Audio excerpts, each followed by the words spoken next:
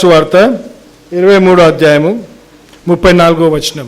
Will you put that thing on? Did you put that? I didn't see that. Okay. After that. యేసు తండ్రి వీరు ఏమి చేయుచున్నారో వీరు ఎరుగరు గనుక వీళ్ళని క్షమించుమని చెప్పాను. They do not know what they are doing. Please forgive them. వాళ్ళని క్షమించమని అడుగుతున్నాడు. యేసు ఏ పరిస్థితులు ఉన్నాడు? సిలువ మీద ఉన్నాడు. ఏ పరిస్థితులు ఉన్నాడు? ఉట్టి సిలువ మీద ఏమో కూర్చుని ఉన్నాడా? వేలాడుతున్నాడు, రక్తము కారుతుంది, నొప్పిలున్నాడు. ఆయన ఎముకలు క్షీణించి అంటే ఏంటి అంటే రక్తం కారుతూ నరాలు ఏమవుతున్నాయి? వేలాడుతున్నాయి, ప్రాణము పోతుంది, రక్తము ధారాళంగా పడిపోతుంది. ఆ సమయంలో కూడా ఏమన్నాడన్నా, వీరు ఏమి చేస్తున్నారో మీరు ఎరుగరు. బా, అర్థమవుతుందా? వీళ్ళని క్షమించుడి అంటున్నాడు. చూడండి, సృష్టికర్త అందరికి అధికారి, సుప్రీం లార్డ్, సర్వశక్తిమంతుడు, సోవరెన్ గాడ్, సార్వభౌమికుడు. ఆయన ఏమంటున్నాడు? క్షమించమంటున్నాడు. అంటే ఏం భావం చూపించినాడు ఆయన? ఏం భావం చూపించినాడక్క? దయ చూపించినాడు. ఆ దయామయ, ఆ కరుణామయాన్ని ఏం చేస్తున్నాం? ఆయన మనను తండ్రి అని పిలుచుకునే అర్హత ఇచ్చినాడు. ఆయన ఏమని పిలుచుకోవచ్చు? మనము ఏమని పిలుచుకోవచ్చు ప్రకాష్? తండ్రి అని పిలుచుకునే అర్హత ఉంటే మనం మరి ఎంత శ్రేష్ఠులమో ఆలోచించాను. మరి ఆయన ఒక వాక్యముతో మరొకటి కొన్ని వచనాలు చూద్దాం. మరి మత్తయి సువార్త 25వ అధ్యాయంకి వద్దాం. Let us come to Matthew 25th chapter. మరి 31వ వచనం నుంచి చూద్దాం. తన మహిమతో మనుష్య కుమారుడు ఆయనతో కూడా సమస్త దూతలను వచ్చినప్పుడు, చూడండి, ఆయన మహిమగల సింహాసనము మీద ఆసీనుడై ఉన్నాడు. ఆయన మహిమగల సింహాసనం మీద ఆసీనుడై ఉన్నాడు. ఇది ఎప్పటి గురించి చెప్తున్నాడు? చివరి తీర్పు గురించి చెప్తున్నాడు. అవునా? చివరి తీర్పు మీద ఆయన సింహాసనం మీద ఆసీనుడై ఉన్నాడు. చూడండి, రెండో రాకడ కూడా అయిపోయింది. ఇది ఎప్పుడుది? ఇక ఈ సిటీ ఇక జడ్జిమెంట్, ఇక ఫైనల్ జడ్జిమెంట్. ఇక అప్పుడు చివరి తీర్పు, ద ఫైనల్ జడ్జిమెంట్ చెప్తున్నాడు. ఇక అప్పుడు ఆయన సింహాసనం మీద కూర్చొని ఉన్నాడు.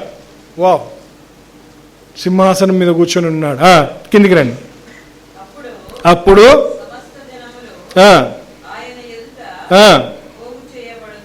ఆయన ఎదుట పోగు చేయబడతారు.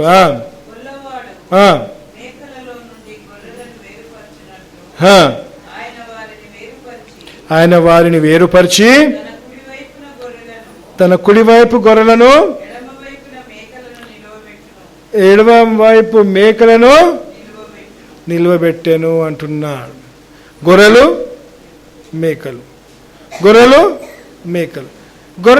మేకలు అంటే ఏంటి? ఇక్కడ తేడా ఏంటి? దీని స్వభావం వేరు, రుచి కూడా వేరు కదా. గొర్రెల మటన్ అది వేరేగా ఉంటుంది, మేకలది వేరేగా ఉంటుంది. అవును,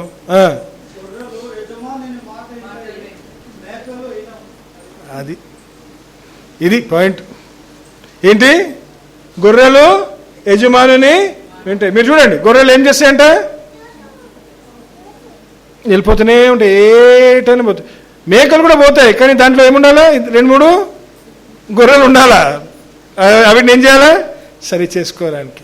అవి మేక ఎటు పోతుంది, అటు పోతుంది, కొట్టుకుంటా వస్తాడు. ఇక గొర్రెలు ఉంటే ఏం చేస్తాడు? వాడు కమ్మన పోతున్నాడు, అవి వెనకలనే వస్తుంటాయి. అంటే ఏంటి? మనం మేకలమా గొర్రెలమా? బాగా విశ్వాసం ఉందమ్మా మీ అందరికీ. ఇక నేనేమనాలా, చాలా బాగా. Everybody so sure about them they sheep. Very good. అయితే అందరం అక్కడ ఉంటామన్నమాట. ఎక్కడ ఉంటాము? కుడివైపు ఉంటామా? ఏమంటారు లెఫ్ట్ హ్యాండ్ని? ఎడమ వైపు. ఎటుంటాము? గట్టిగా మంచిగా ఉంది రోజు, సమయం కూడా అనిపిస్తలేదు కదా. కుడివైపు ఉంటాము.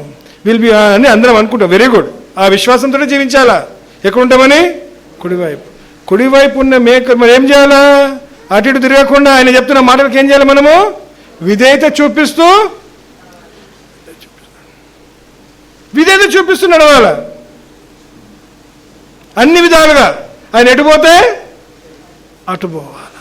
ఆయన ఎటు తిరిగితే, ఆయన నీళ్ళ నుంచి పోతుంటే, ఆయన మంట నుంచి పోతుంటే అంతే. అది గొర్రెలు. కిందికి వద్దాం.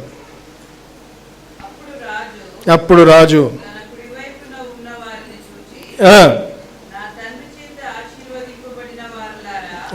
నా తండ్రి చేత ఆశీర్వదింపబడిన వారులారా రండి, లోకము పుట్టినది మొదలుకొని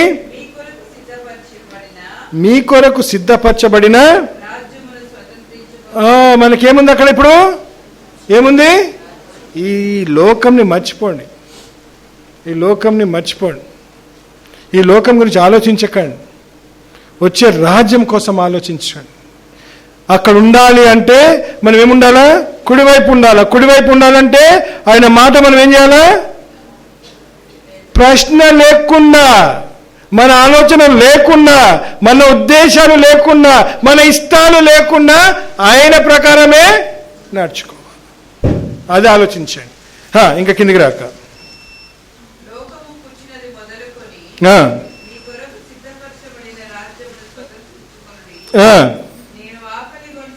చూడండి, ఇది ఇక్కడ వచ్చేసింది. ఇప్పుడు మెయిన్ ఏంటంటే అక్కడ ఎవరున్నా మనకు ఏం చెప్తున్నాడు అక్కడ? మీరు ఈ పని చేసిండ్రు, ఆ పని చేసిండ్రు, మీరు ఈ విధంగా జీవించిండ్రు, మీరు మంచిగా జీవించిండ్రు అంటలేడు ఆయన. అక్కడ ఆలోచించండి. ఆయన ఇమ్మీడియట్గా ఏం మాట్లాడుతున్నాడు చూడండి అక్కడ. దీంట్లో చాలా అర్థం ఉంది, లోతైన అర్థం ఉంది. ఏమంటున్నాడు? నేను ఆకలి గొంటిని, మీరు నాకు భోజనము పెట్టి తిరిగి అంటున్నాడు ఆయన. మీరు నీతిమంతులుగా నడుచుకున్నారు, మీరు ఈ విధంగా చేసినారు, ఆ విధంగా చేసినారు అని అంటలేడు. ఏమన్నాడు? నేను నేను గొంటిని, అప్పుడు మీరు నాకు భోజనం పెట్టి తిరిగి, దప్పిగొంటిని, నాకు దాహము ఇచ్చి తిరిగి. ఆయన ఎప్పుడు ఉన్నాడు ఈ విధంగా? ఆయనకి ఎప్పుడు ఆహారం పెట్టినాం మనము? ఆయన ఎప్పుడు మన దగ్గరకు వచ్చి నీళ్ళు అడిగినాడు? ఎప్పుడు అడగలేదే. మరి మనం ఎప్పుడు ఇచ్చినాము? చూద్దాం, ఇంకా కిందికి వద్దాం. దిగంబ పరదేశినై ఉంటిని, నన్ను చేర్చుకుంటుని, దిగంబరిగా ఉంటిని, నాకు బట్టలు ఇచ్చి తిరిగి. మనం ఎప్పుడు ఇచ్చినాము దేవునికి? యేసు ప్రభుకి బట్టలు ఎప్పుడు ఇచ్చినాము? ఆయనను మన ఇంట్లోకి ఎప్పుడు తీసుకున్నాము? తీసుకోలేదే. మరి ఆయన ఇదెందుకు మాట్లాడుతున్నాడు? సరే, నేను అబద్ధం ఆడలేదు, మోసం చేయలేదు, నేను ఇతరులను బాధ పెట్టలేదు, ఇవన్నీ చేస్తూనే ఉన్నాను. కానీ దేవుడు అవి మాట్లాడతలేడే. ఇవి ఎందుకు మాట్లాడుతున్నాడు? Why is he talking about these qualities? he is not talking about righteous living at all. Why? ఎందుకు? ఇప్పుడు అనిపించిందా ఈ ప్రశ్న? ఇవన్నీ అడగాల దేవుడు. ఇవెందుకు మాట్లాడుతున్నాడు? చూడండి, ఆలోచించండి. ఇంకా కిందకి ఏమై రోగినై ఉంటిని, నన్ను చూడవచ్చి తిరి, చెరసాలలో ఉంటిని, నా ఎదుట వచ్చి తిరి అని చెప్పును. అందుకు నీతిమంతులు, ప్రభువా, చూడండి ఇక్కడ అంటున్నాడు. ఇక్కడ మంచిగా అనేసేయండి. ఏమన్నాడు? అప్పుడు నీతిమంతులు అంటున్నాడు. అక్కడ ఎవరున్నారు? నీతిమంతులే. అంటే ఏం చేస్తారు? ఎంతమంది ఉన్నారు ఇక్కడ నీతిమంతులు? చేయలేపండి. ఒక్కటే చేయలేస్తుంది. కొంచెం ధైర్యం. ఇప్పుడు కొంచెం కొంచెం కొంచెం కొంచెం పోలా వద్దా? ఈయనతో పెద్ద కష్టమయ్యా, ఇక లేపితే ఒక కష్టము, లేపితే ఒక కష్టం అని కొందరు లేపరు. మళ్ళీ ఇంకొక ప్రశ్న నెక్స్ట్ చాలా కఠినంగా ఉంటుంది. ఎందుకు లేపాలా? గమ్మునుంటే అయిపోయా, ఇంకొక అర్ధగంట ఉంటే అయిపోతుంది, ఇంకెందుకు, ఇదొకటి నాతో బాధ అని కొందరు లేపరు. కానీ ఇక్కడ ఏదో అంటే మనం ఏదో వినాలా, ఏదో చేయాలా, వచ్చిపోవడం అనేది కాదు. ఇక్కడ వచ్చి ఏం కావాలా? ఏదో విధంగా నీ హృదయంలో ఏం కావాలా? కొంచెము కలత కలగాల. ఏం కావాలా? ఆందోళన. నువ్వు పోయే లోపల అవును నా జీవితం ఇలా ఉందేంటి, నేను ఈ విధంగా నేను కూడా మారాలా అనేది ఉండాలి. నేనేం కూడా మారాలా అన్నాడు. నీతిమంతులు అన్నాడు అంటే అన్ని విధాలుగా ఏం చేస్తున్నాం మనము? ఆయన చెప్పిన నడుచుకుంటున్నాం. అయినాక అది చేస్తూ ఏం చేయాలంట? ఇవన్నీ కూడా చెప్తున్నాడు. ఇప్పుడు ఆ నీతిమంతులు ఏం చేస్తారంట? ఇవన్నీ చేస్తున్నారు. ఏం చేస్తున్నారు ఇప్పుడు? ప్రభువా ఎప్పుడు ఎవరు పండుకుంటున్నారు? ఎవరైనా పండుకుంటున్నారా? అందరూ మేలుకనే ఉన్నారులే. పలుకునేటోళ్ళని అడుగుదాం అనుకున్నా ఈ ప్రశ్న. ఏంటి? నువ్వు దేవుని ముందు పోయినప్పుడు ఈ ప్రశ్న అడుగుతావు. ఏమని? నేను నీకు ఎప్పుడు దయచేసినాను దేవా? నేను ఎప్పుడు నీకు బట్టలు ఇచ్చినాను దేవా? ఎప్పుడు నీకు నేను థమ్స్అప్ దాపిచ్చిన దేవా? ఎప్పుడు నువ్వు చెరసాలలో ఉన్నప్పుడు ఎప్పుడు కలిసినాను దేవా అనే ప్రశ్న అడిగినప్పుడు ఏమంటున్నాడు చూద్దాం.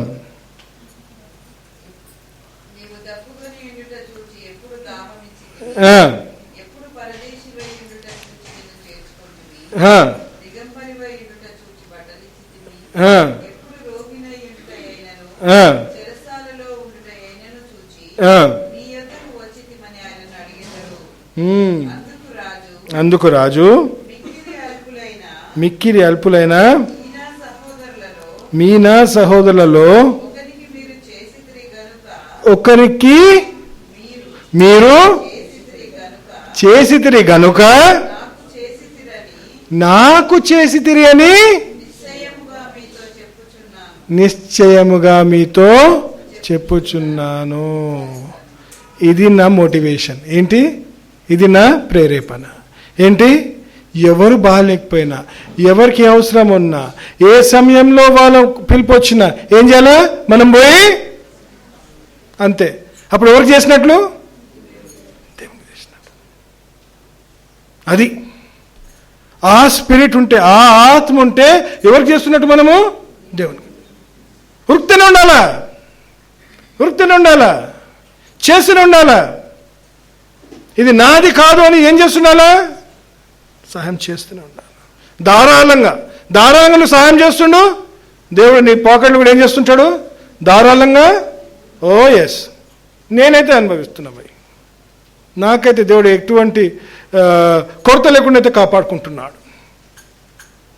డబ్బులు లేకపోయినా నాకు అవసరం లేకుండా దేవుడు చూసుకుంటున్నాడు. కొరత లేకుండా కాపాడుకుంటున్నాడు. ఎందుకు? దేవుని కోసము. ఏంటి ఈ దీంట్లో ఉన్నది ఏంటి? ఈ మర్మం ఏం చేస్తున్నా? నేను అభ్యాసము చేస్తున్నాను. What am I doing? Practising. ఇప్పుడు దట్ స్లైడ్ అమ్లు ప్రాక్టీసింగ్. ఓకే, అందుకే నేను ఒక స్లైడ్ ఇంతకుముందు పెట్టినాను. ఏంటి? September month ఏముండాలా? కైండ్నెస్, దయా కనికరము చూపించే నెల అనేది మనము ప్రాక్టీస్ చేయాలని ఒక ఆశ కలిగి ఉంది అందరం. ఏంటి? ఈరోజు నేను 2 ఏదో 3 చేసేది అన్నీ చేస్తున్నాను, కానీ ఇంకెక్కువ ఏం చేయాలా? ఏదో ఒక కార్యము చేయాలి. ఎవరికో ఒక దయ చూపించాలి, ఏదో ఒక కనికరం చూపించాలి. ఎవరొక బయట అక్కడ బట్టలు లేకుండా, ఈ వర్షాలు పడుతున్నాయి చూసిర్రా? బట్టలు పడుతుంది, ఎంతో మంది బట్టలు లేకుండా ఉంటారు. ఏం చేయాలి? పోతా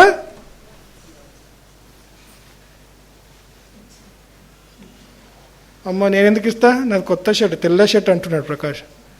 అవునా? అవునా లేదా? ఇచ్చేయాల. చూడు దేవుని కృప చూడు. ఎందుకు? మనకి ఇంటికి పోయినాకో ఉండే 10 షర్ట్లను ఉంటాయి. నీకు ఎందుకు ఉండవు? ఉంటాయా? మనకు ఉండవా? ఉంటాయి. కానీ అతనికి ఏంటి? వేసుకోవడానికి ఆ షర్ట్ కూడా లేదు. ఆలోచించాడు. అప్పుడు ఎవరికి ఇచ్చినట్టు నువ్వు? మరి ఇంత ఈజీగా చెప్పినాడే దేవుడు మనకు. ఎంత ఈజీగా ఇచ్చిండు మనకు ఆన్సరు. ఆకలిగా ఉన్నప్పుడు ఏం చేయాలా? పెట్టండి. అప్పుడు ఎవరికి పెట్టినట్టు? అది ఎవరు చెప్తున్నా? నేను చెప్తున్నానా? ఎక్కడ ఉన్నది రాసి? బైబుల్లో ఉంది. Secret of success.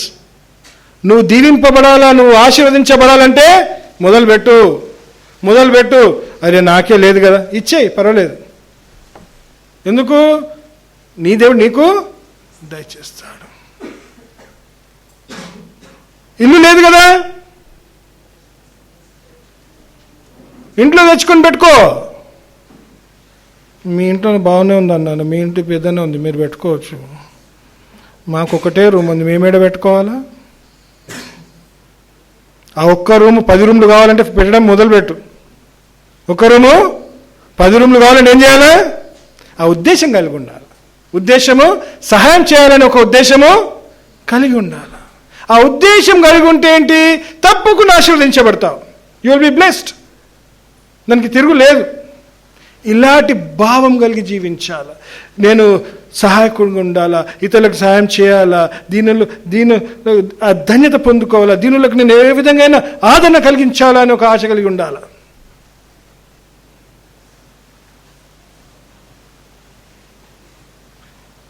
నేను కొన్ని గమనిస్తున్నా. అంటే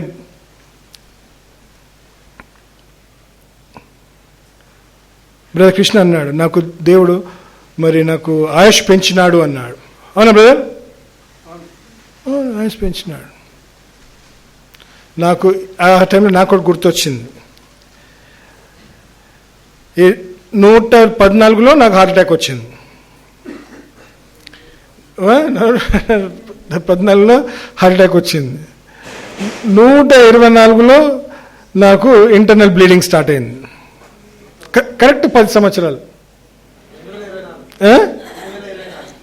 24 10 సంవత్సరాలు, 14, 24. ఇదేంటి దేవా? ఆ టైంలో నేను ఫస్ట్ 2 రోజులు చెప్పలేదు. నేను షీలా వాళ్ళకు కూడా ఏం చెప్పలేదు. నేను నాకు ఇట్లా బ్లీడింగ్ ఉంది అని కూడా చెప్పలేదు. నేను ఈరోజు చెప్తున్నా. ఇక్కడ ఏం దాచిపెట్టలేదు, ఎవరికేం చెప్పలేదు. నాకు బ్లీడింగ్ అవుతుంది అనేది కూడా నేను చెప్పలేదు. ఆ తర్వాత అది ఏదో అది నాకు అర్థం కాని పరిస్థితి. ఇక నేను బాగా చదువుతా కదా, రీసెర్చ్ చేయడం స్టార్ట్ చేసిన. రీసెర్చ్ చేసుకుంటే ఇది చేసుకుంటే చదువుతుంటే ఇది మామూలు కాదు బాబు, కొంచెము ఎట్లా డాక్టర్ దగ్గర పోవాల్సిందే అన్నట్టు అనిపించింది నాకు. అప్పుడు చెప్పిన ఏదో షీలైట్లు అనే లోపల పోయినాం. ఇక అయినాక ఇక మీకు తెలుసు, డాక్టర్ ట్రీట్మెంట్ ఇచ్చిరు. అవన్నీ కూడా అది ఆస్పిరిన్ వాడుతూ 10 సంవత్సరాల తర్వాత ఇవన్నీ కొందరికి జరుగుతుంది అని మానేసారు. ఇక అప్పటి నుంచి నార్మల్ అయిపోయింది. కానీ అనిపించింది, ఇక్కడుండి ఈ లోకం నుండి ఏం చేయాలా? ఈ లోకం నుండి ఏం చేయాలా? ఏం చేద్దాం ఈ లోకం నుండి? ఆయన కొరకు జీవించాలా? మరి ఆయన దగ్గరికి వెళ్ళిపోతే ఏది మేలు? ఇక్కడ ఉండి జీవిస్తామా, లేకపోతే ఆయన దగ్గరికి పోదామా?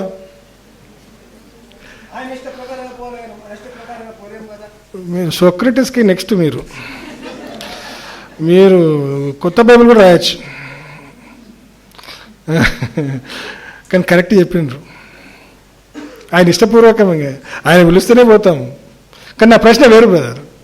నేనేమంటున్నానంటే ఆయన పిలుస్తేనే ఆయన ఇష్ట ప్రకారమే, ఆయన చిత్తమే. ఆయన ఈరోజు పిలిస్తే పోవాలి, ఇప్పుడు పిలిస్తే పోవాలా, అంతే కదా? అదైతే కరెక్టే. కానీ నేను అనేది ఏంటి? ఇక్కడ ఉండే బెటరా, ఆయన దగ్గర పోతే బెటరా అంటున్నా. ఇక్కడ ఉంటేనే బెటర్. ఎందుకు బ్రదర్? ఎక్కువ సేవ చేయొచ్చు అని. ఓకే సరే, ఓకే, అదే పాయింట్. అక్కడ కరెక్టే. అక్కడ కోసం ఇంకా ధనము సంపాదించుకోవచ్చు అని. కానీ ఇక్కడ ఉంటే ఒక డేంజర్ ఉంది మళ్ళీ. ఏంటి? ఇవన్నీ కండిషన్లు ఉన్నాయి. ఈ కండిషన్లు మామూలైన కండిషన్లు కావు. ఇటు జీవిస్తే అడుగు అడుగున ఒక కండిషన్ ఉంటుంది, అడుగు అడుగున ఒక కండిషన్ ఉంటుంది.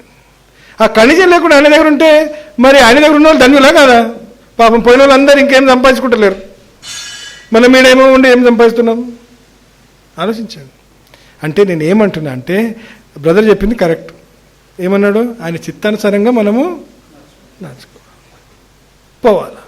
ఆయన పిలిస్తే పోవాలి. భయపడద్దు. వయసు ఎందుకు మనకు?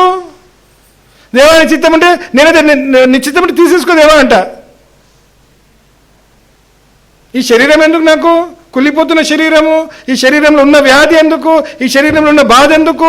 ఈ శరీరంలో ఉన్న శోధనలు ఎందుకు? ఎందుకు? ఆడ పైన కూర్చొని చూస్తుంటే అప్పుడు మీరందరు ఇక్కడ సంపాదించుకునేది. ఇప్పుడు అక్కడ పోయి అక్కడ మీరు ఇక్కడ సంపాదిస్తుంటే ఆడ కట్టేటోళ్ళం మేమేమో. ఆడ ఏం చేస్తున్నారు అక్కడ, దేవుడు ఏ పని పెడతాడో అక్కడ మనకు తెలియదు. కానీ చెప్తున్నా, కానీ ఆ కండిషన్స్తో జీవించడం అనేది కష్టం. అంటే ఆయన చూపించిన ప్రేమ, ఆయన చూపించిన దయ, ఆయన చూపించిన కరుణ, ఆయన చూపించిన ఆ కృప మనలో కూడా ఏం కావాలా? విస్తరింపాల. అందుకే స్వార్థ పరులు కాకుండా జీవించాల. ఇంత కూడా స్వార్థ పరులుగా ఉండొద్దు. ఆయన ఒక మాట అన్నాడు, మంచి మాట అన్నాడు. ఏమన్నాడంటే, ఎక్కడుంటుందంటే అది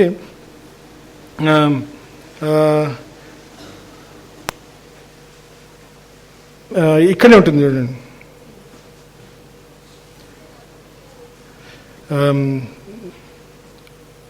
సామెతలు, ప్రావర్బ్స్, ఇక్కడ రాసి ప్రావర్బ్స్,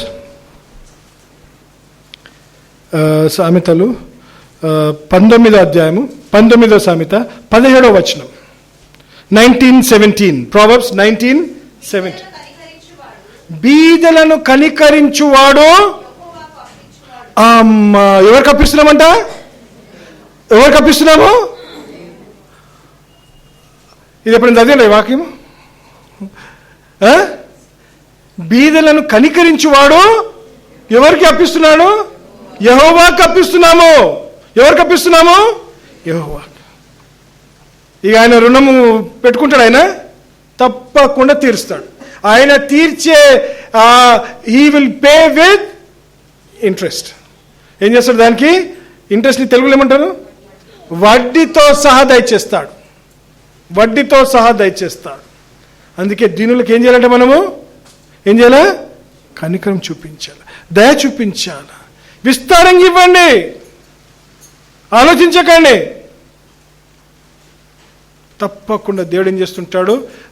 మనకేం చేస్తుంటాడు? కొరత లేకుండా సమయానుకూలంగా దయచేస్తాడు దేవుడు.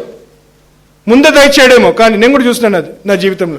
సమయానుకూలంగా ఈ అవసరం ఉన్నప్పుడు అదే సమయంలో ఏదో ఒక విధంగా దయచేస్తాడు. వస్తుంది, ఏదో ఒకటి వస్తుంది. స్టీవెన్ ఫీజో ఉంటుంది, సూజన్ ఫీజో ఉంటుంది, అది ఉంటుంది, ఇది ఉంటుంది, ఏదో ఒకటి ఉంటుంది. సమయానుకూలంగా దయచేస్తాడు. ఎక్కడి నుంచో దయచేస్తాడు, సమకూరుస్తాడు. ఎందుకు? అంటే ఇవన్నీ ఏంటి? ఈజీగా ఏంటి? ఇవన్నీ ఏంటి? చాలా సులభంగా పొందుకునే ఆశీర్వాదాలు. తప్పకుండా ఇంటికి వెళ్ళాక ఈ మత్తయి సువార్త చదవండి, కీర్తన చదవండి. తప్పకుండా మనం ఏం చేయాలి? బైబిల్ ఎన్నో ఉంటాయి. డార్కస్ గురించి చదవచ్చు. చదివిన రాయపడిన డార్కస్ గురించి, డోర్కా అంటారు తెలుగులో. డార్కస్, తబీత విషయంలో చదవచ్చు. కార్నెలియస్ గురించి చదవచ్చు. ఇవన్నీ కూడా ఉన్నాయి వాక్యంలో. ఎంతో మంది గురించి, బోవాజ్ గురించి చదవచ్చు. ఉన్నాయా? వీళ్ళందరూ ఏం చూపించినారు? దయ చూపించినారు. ఇతరులకు సేవ చేయాలని ఆశించినారు. ఇతరులకు కనికరము చూపించినారు, దీవించబడ్డారు. దేవుడు అందుకే సులభంగా ఇచ్చినాడు. ఏంటి? సంపాదించుకోవాలంటే ఏం చేయండి? ఇతరులకు సహాయంగా ఉండండి, అంతే. అక్కడ కూడా ఫస్ట్ అదే అడుగుతాడంట. అక్కడ పోయినాక కూడా ఏమడుగుతాడు? వేదాన్ని అడగలే. అక్కడ ఉన్నామంటే మనం నీతిమంతులమే, అక్కడ ఉన్నామంటే నీతిమంతులు. కానీ అక్కడ ఏం చేస్తున్నాడు? మనను మేకల నుంచి, గొర్రెల నుంచి చేసినాక ఇది ఉంటుందన్నమాట. ఏంటి? నాకు మీరు ఆహారం ఇచ్చినారు, నాకు మీరు దప్పి తీర్చినారు, బట్టలు ఇచ్చినారు, నన్ను ఆశ్రయం ఇచ్చినారు, మా క్షేమము మీరు కోరి ఉన్నారు, మమ్మల్ని ఆశ్రయించినారు అని దేవుడు తప్పకుండా మనల్ని ఆశీర్వదిస్తాడు. మరి ఆ విధంగా మనందరినీ కూడా దేవుడు దీవించును